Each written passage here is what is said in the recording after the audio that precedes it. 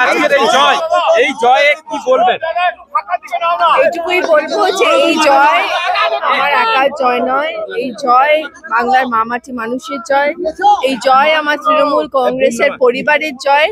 এই এত বড় একটা যুদ্ধ আমার একার পক্ষে লড়াটা অসম্ভব ছিল। সবাই আমরা যারা যারা আছি, মমতা দি থেকে শুরু করে আমার ভাই অভিষেক থেকে শুরু করে যারা যারা এই যুদ্ধে আমার সঙ্গে সৈনিক হিসেবে লড়েছে, এই জয় আমাদের সকলের।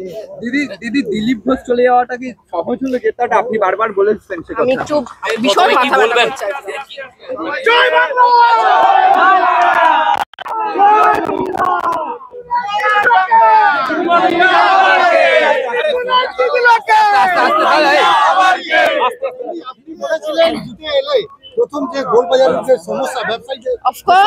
গোলবাজারের সমস্যা আছে, আমাদের মোহন ব্রিজটাকে তৈরি করতে হবে, সেটা আছে। রেলওয়েজ এর যে কলোনি, যে বস্তিগুলো আছে, তাদের সার্বিক একটা ডেভেলপমেন্ট, এগুলো সবকিছু করতে হবে। অনেক কাজ আছে আগামী দিনগুলোতে, প্রচুর কাজ করতে হবে। মানুষ যখন ম্যান্ডেট দিয়েছে, আশীর্বাদ দিয়েছে, জিতিয়ে এনেছে, শুধু খড়গপুর কেন, আমার 7টা বিধানসভা জুড়েই আমাকে কাজ করতে হবে। গোটা রাজ্যে কার্যত সবুজ ঝড়।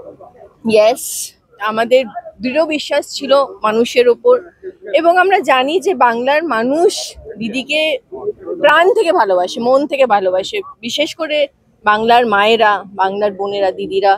আর সেই ভালোবাসার কিছু কিছু ছিটেফোঁটা আমরাও পাই, আমাদের মতো যারা আছি আমরা তৃণমূল কংগ্রেসের পরিবারে।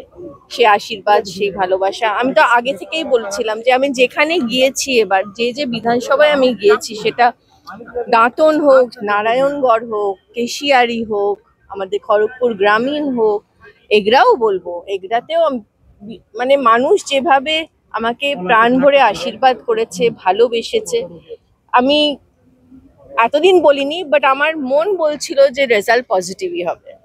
খড়গপুর শহরেও তো ভালো ফল হয়েছে আপনাদের, অফকোর্স অনেক লিড কমেছে। 45,000 না 45,000 এর বেশি ছিল মনে হয় গতবার দিলীপদা পেয়েছিলেন, সেটা অলমোস্ট ইয়েস, প্রায় হাফ বলবো, হাফেরও কম। এবং এইটুকুই বলবো যে খড়গপুরের মানুষ